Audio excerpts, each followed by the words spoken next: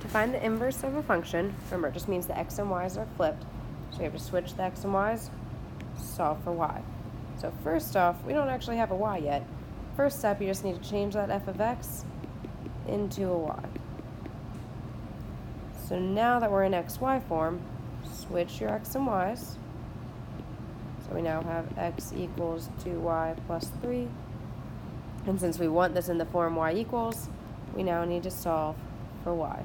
So to solve for y, subtract 3 from both sides. So now we have x minus 3 equals 2y. Divide by 2.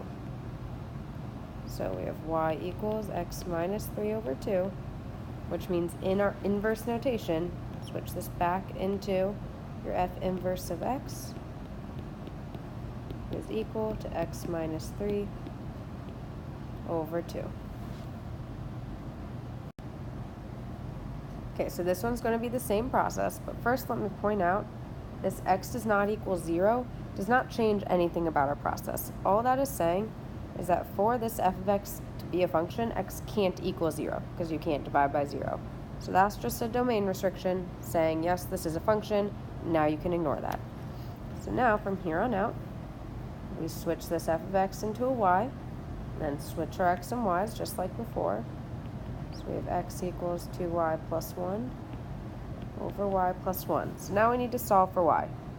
Looks a little complicated. First off, whenever what you want to solve for is in the denominator, you need to get it out of a denominator. So even though it's in both parts, it's still the same idea.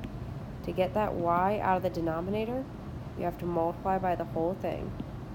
So we multiply both sides by y plus 1. Keep in mind there should be parentheses around that on both of them. On the right side, they just cancel because that was the whole point. On this left side, we want to go ahead and distribute that x because we can't do much when something is trapped in parentheses.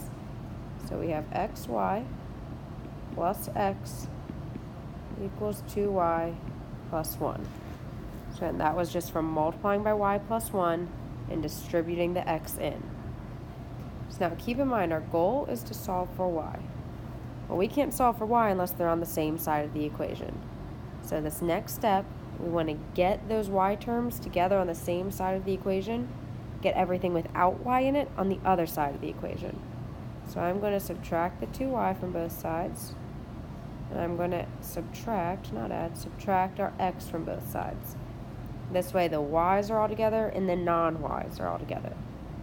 So on the left we have xy minus 2y equals 1 minus x. So now we still have two terms with the y in it. However, to get that y together, since both terms have a y in it, we can just factor it out. So we bring the y out front, and we're left with x minus 2, and that equals 1 minus x. Now, to solve for y, just divide out that x minus 2.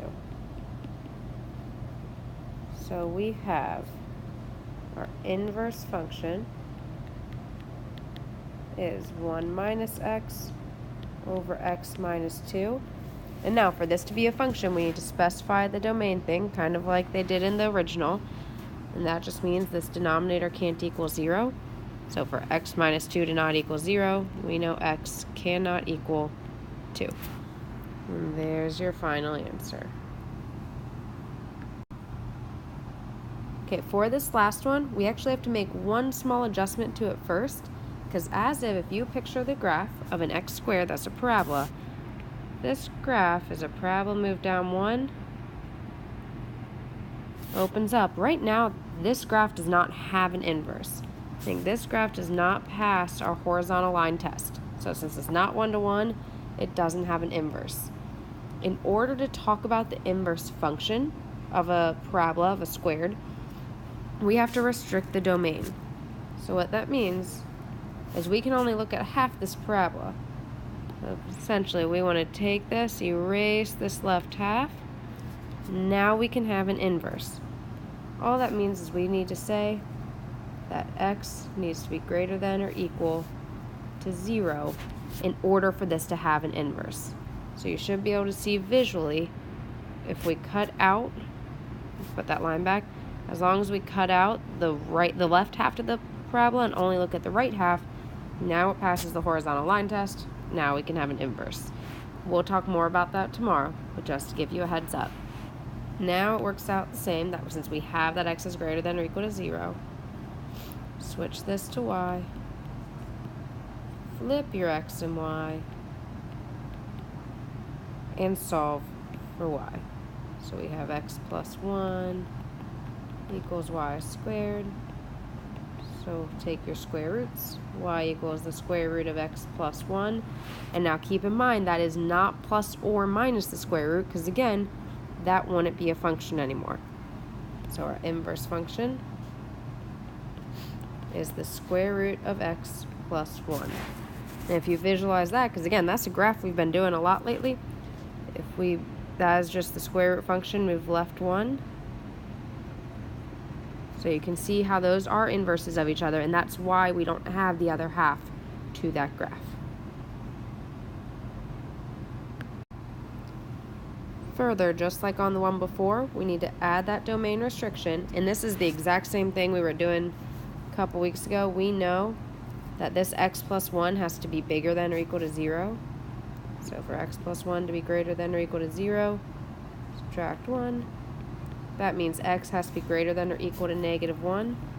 So our final answer here is that f inverse of x is the square root of x plus 1, where x is greater than or equal to negative 1.